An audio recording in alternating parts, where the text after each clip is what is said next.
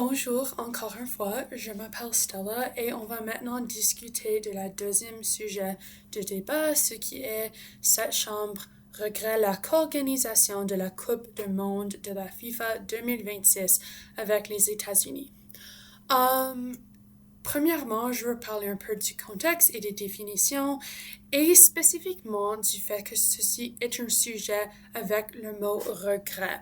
Et quand nous avons un débat avec un sujet de regret, on doit le traiter différemment que autres sujets. Alors, la première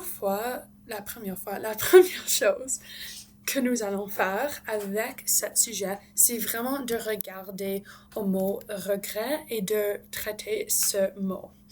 Alors, quand on veut faire un débat de regret, on doit regarder au sujet à travers de sa vie entière. Alors, on doit penser du décision à ce moment et puis aussi tout le moment après que la décision est prise. Alors, dans le contexte de toute la vie du sujet. Alors, quand on parle de la regret du Coupe mondiale de la FIFA 2026, on parle d'un monde alternatif. Qu'est-ce qui aurait dû prendre sa place et qu'est-ce qui aurait dû être la réalité si ce n'était pas ceci. Alors, on pense que c'est une mauvaise décision. Qu'est-ce qu'on aurait fait autrement? Alors, c'est surtout un débat de coût versus bénéfice pour le Canada en regardant au passé. Alors, en regardant à ce qui a déjà arrivé. Alors, un peu plus de cadrage et de définition. Quand on parle de la co-organisation, on parle de plusieurs choses. Alors, le partage des matchs, parce qu'il y aura des matchs de FIFA à Vancouver, au Canada, et puis aussi au Mexique et aux États-Unis. Mais quand même, on partage les profits qu'on fait, alors tout l'argent qui est généré par le FIFA serait partagé. De plus, les infrastructures et le contrôle politique, alors l'influence sociale et politique dont le Coupe de FIFA 2026 aura dans le Canada et aussi dans les États-Unis.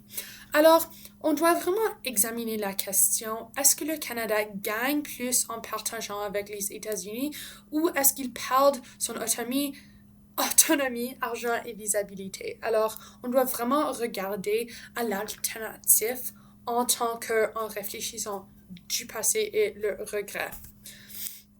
Alors, sur le côté pour, les gens qui sont en faveur et qui disent oui, on regrette la co-organisation.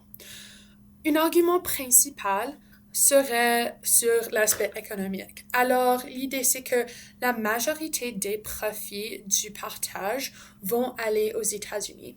Et on peut vraiment regarder à cet argument quand on considère le fait que les États-Unis vont avoir plus de matchs, ils vont aussi avoir beaucoup plus d'investissements de leur gouvernement, des organisations américaines, et ils accueillent beaucoup plus de matchs.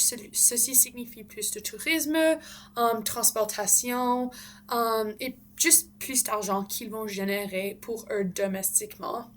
Et les grandes villes américaines vont vraiment dominer ce marché. Alors, le Canada paye des coûts sans recevoir vraiment la même montant de bénéfices que les États-Unis. Alors, nous allons investir beaucoup d'argent dans ce jeu pour le couple, mais on n'aurait pas des bénéfices qui sont égaux aux bénéfices que les États-Unis vont avoir. Alors, on prend responsabilité pour beaucoup de les dépenses, mais les États-Unis vont récolter la majorité des profits. Alors, cet argument est vraiment un argument pratique sur les bénéfices versus les coûts. Et on dirait que en regrettant ce sujet, on le regrette à cause du fait que en investissant beaucoup d'argent dans le couple ici au Canada, les États-Unis vont voir plus de bénéfices pour nous. Ceci signifie beaucoup d'impacts sociaux, politiques et aussi économiques pour le Canada. Deuxièmement, je dirais qu'un argument qui est un peu plutôt social, mais qui est également important, c'est la perte d'identité et notre visibilité nationale comme Canada. Alors, c'est impossible de construire notre récit national. Alors, ce ne serait pas le Coupe du monde Canada, ça va vraiment être la Coupe du monde aux Amériques.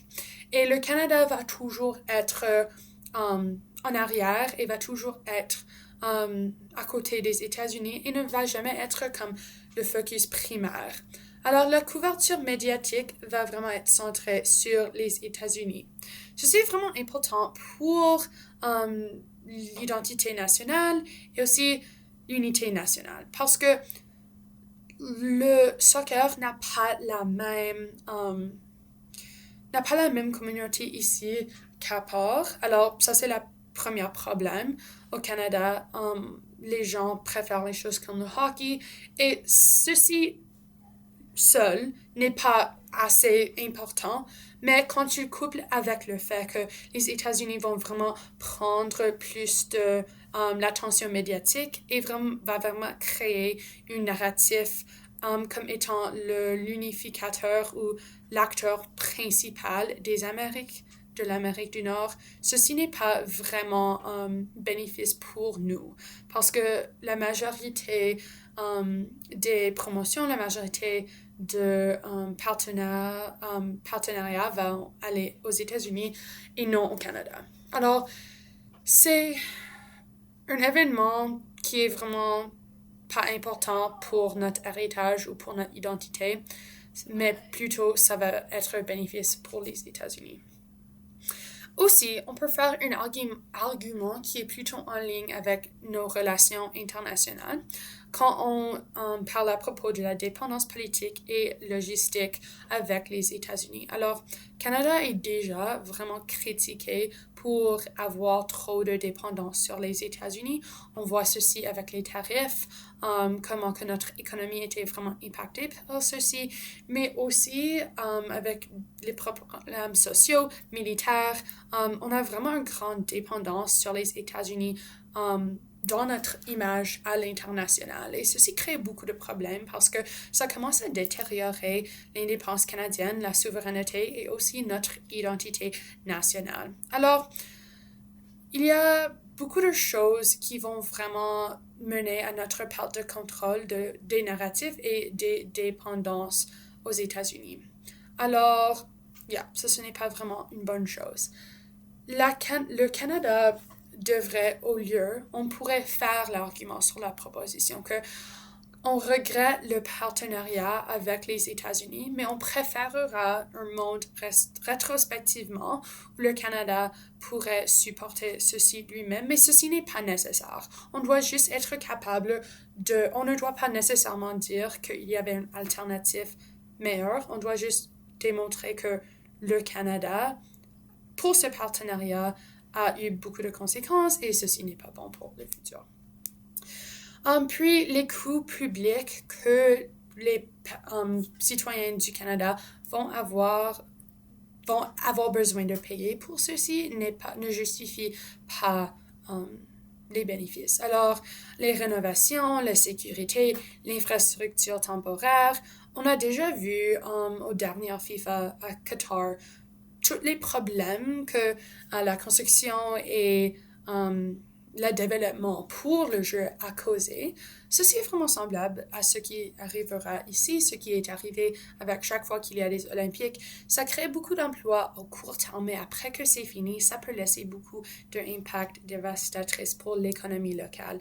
Ça peut aussi vraiment causer des problèmes pour la communauté locale qui vit autour du stade. Alors, la santé, le logement, l'éducation, ça manque vraiment du financement et en rétrospect, on n'est pas capable de le faire au même niveau que les États-Unis. Alors, l'opportunité budgétaire n'est pas vraiment là et à cause de ceci, ça a causé plus de problèmes qu'il y a eu de bénéfices.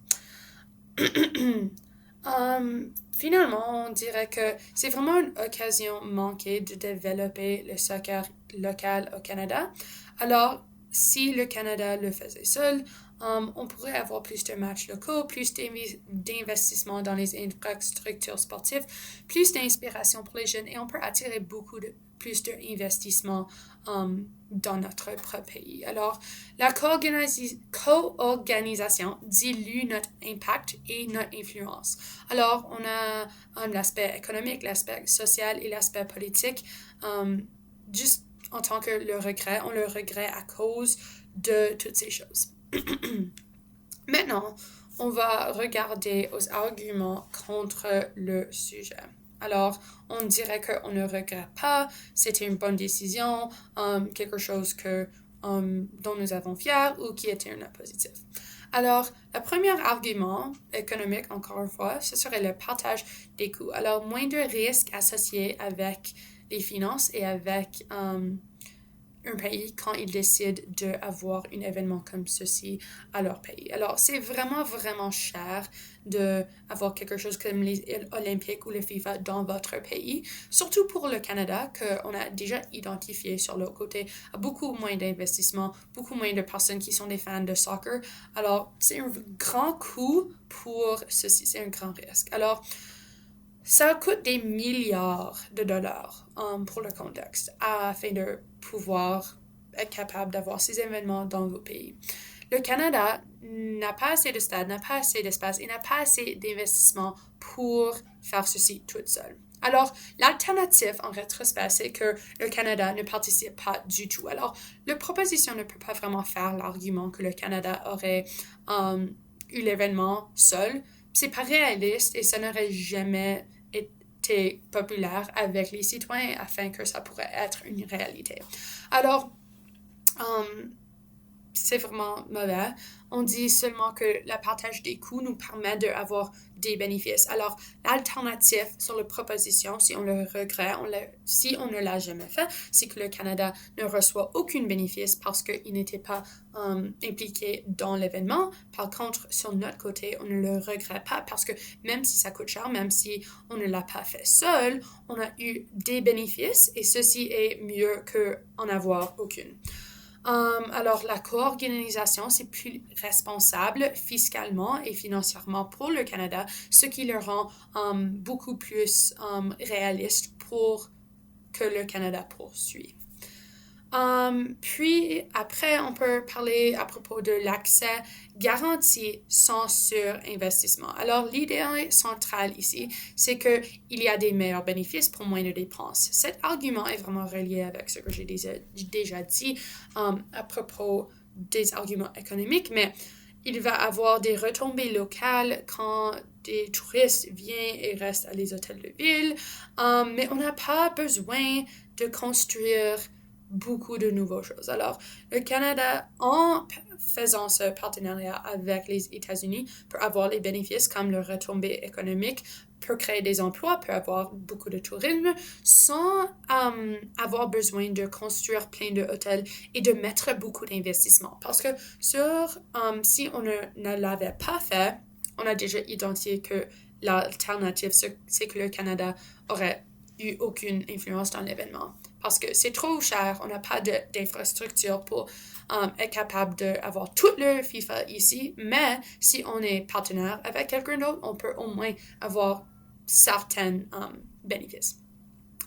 Puis, ça c'est vraiment bon pour la coopération régionale. Alors, l'intégration nord-américaine, surtout durant le temps des tarifs, durant le temps de changement politique et toutes ces tensions, ça c'est vraiment important pour notre unité et notre coopération en tant que deux pays en Amérique du Nord. Alors, nous allons avoir le tourisme transfrontalier, la collaboration économique, et c'est un symbole diplomatique vraiment fort. C'est vraiment du soft power régional qu'on peut voir avec le Canada, les États-Unis et même le Mexique.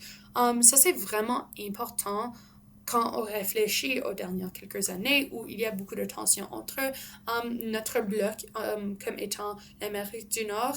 Alors symboliquement, socialement et politiquement, c'est vraiment important pour avoir cette unification avec les États-Unis et aussi pour essayer de rétablir nos liens avec eux en tant qu'être une alliée de nous et une grande supporteur de notre économie, de notre militaire et de notre tourisme.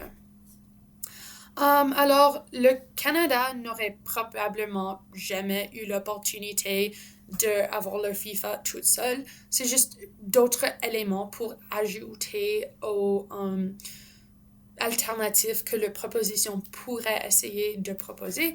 Mais notre marché, c'est trop petit en tant que les personnes qui veulent regarder le soccer. Il n'y a pas assez de personnes au Canada qui seront présents à ces matchs, mais aussi le tourisme est beaucoup plus moins. Peu d'infrastructures, la possibilité et les limites de combien qu'on peut avoir comme bénéfice, c'est beaucoup moins si c'est le Canada seul versus si c'est le Canada avec les États-Unis. Alors, sans les États-Unis, il n'y aurait pas de Coupe mondiale du tout au Canada parce que, encore une fois, on a déjà identifié que ce n'est pas possible ou faisable pour le Canada seul. Alors, c'est meilleur d'avoir une partie que rien, et ça, c'est vraiment ce que nous voulons démontrer sur l'opposition. Puis, il y a une plus grande portée internationale. Alors, les États-Unis vont attirer plus d'attention mondiale. Nous voyons ceci, ils ont beaucoup plus de personnes dans leur pays, mais aussi à l'international qui veulent regarder aux États-Unis. Les médias, les sponsors et les audiences sont beaucoup plus grands domestiquement aux États-Unis qu'ici au Canada. Alors, beaucoup plus d'exposition pour les équipes canadiennes est possible avec cette collaboration avec les États-Unis. Alors, ça c'est vraiment plutôt un argument pour les athlètes, pour les gens qui veulent regarder les sports, alors les consommateurs, les citoyens. Il y a beaucoup de plus de visibilité, ce qui peut augmenter vraiment grâce à l'effet de le marché aux États-Unis qui est en collaboration avec nous. Alors, on peut aussi juste parler du fait que le soccer est développé quand même. Alors, même si nous avons seulement quelques matchs ici au Canada, c'est encore assez symbolique et c'est encore vraiment bon pour les personnes au Canada qui aiment le soccer et qui veulent interagir avec ceci. Alors, ça peut donner de l'inspiration pour les jeunes, les infrastructures modernisées, comme j'ai déjà dit. Il y a beaucoup d'investissements, la croissance de nos équipes et nos équipes domestiques. Alors, on n'a pas besoin d'être le hôte primaire afin d'avoir des bénéfices. On aurait encore beaucoup de bénéfices en étant impliqué dans l'événement. Alors, les zones de clash principales que nous allons voir dans le débat, c'est en tant que regret, ça serait sur l'idée d'une proposition de une alternative s'il propose que Canada aurait dû ne pas être impliqué du tout, ou s'il propose que le Canada devrait l'avoir seul. L'opposition a des réponses pour les deux alternatives différentes, mais on doit vraiment démontrer comment l'aspect de regret est important. Pourquoi est-ce que cet événement qui est passé, ou fictivement qui est passé, pourquoi est-ce qu'on le regrette encore en réfléchissant sur les impacts qui a eu lieu? De plus, il y a l'argument économique qui va être une grande zone de clash parce que la proposition va démontrer que en étant impliqué comme avec les États-Unis vont prendre beaucoup des bénéfices économiques et on est responsable de financer beaucoup d'infrastructures qu'on ne peut pas supporter et qu'on ne va pas recevoir une assez grande bénéfice. Alors, ils vont dire que l'investissement n'est pas justifié à cause des bénéfices qu'on va recevoir. En tant que l'opposition, vous argumentez que ceci n'est pas le fait, même si on a une augmentation qui est plus petite que l'augmentation économique des États-Unis, on a encore des bénéfices, même si c'est pas assez grand. Alors, on devrait pas regretter ceci parce qu'on a encore eu des bénéfices, même si c'est beaucoup moins. Puis, l'idée sociale et politique de l'identité nationale. Alors, vraiment, la fierté symbolique qu'on voit en tant que Canadien quand on est capable d'être impliqué dans un événement comme ceci. Par contre, est-ce que sur la proposition, on dit non, c'est plutôt les États-Unis qui vont vraiment prendre la majorité de les avertissements du temps sur la télévision et on va vraiment être oublié en tant que Canadienne. L'opposition, tu peux dire, ce n'est pas important si à l'international, les personnes ne nous reconnaissent pas pour notre implication, mais domestiquement, si les citoyens voient que nous faisons ceci, c'est vraiment un réseau pour avoir de la fierté nationale. Alors ça, c'est un autre endroit. Et puis finalement, c'est vraiment cet argument de la dépendance aux États-Unis. L'opposition dit que on ne le regrette pas parce que c'est un partenariat stratégique. Ça, c'est important pour reconstruire beaucoup de notre relation avec les États-Unis. Mais la proposition dit non, ce n'est pas le cas du tout. C'est vraiment encore la domination américaine et on veut vraiment avoir de la distance avec eux en tant que notre identité nationale. Et on ne veut pas être reliant sur les États-Unis parce qu'on a déjà vu beaucoup de troubles avec notre alliance économique, militaire, sociale. C'est vraiment quelque chose qu'on veut rechercher notre indépendance comme étant Canada. Alors, j'espère que ceci vous aide vraiment à comprendre les arguments clés de ce sujet. Et n'oublie pas que dans ce sujet, on doit vraiment prendre du temps pour discuter du mot regret. Parce que si la proposition ne peut pas vraiment adresser le regret, le débat va être vraiment compliqué et va vraiment tomber dans la qualité. Alors, c'est important que les deux côtés parlent à propos du regret et parlent à propos du sujet en réflexion de ce qui est passé du décision d'avoir le couple jusqu'au présent. Alors, j'espère que ceci vous aide et merci pour écouter.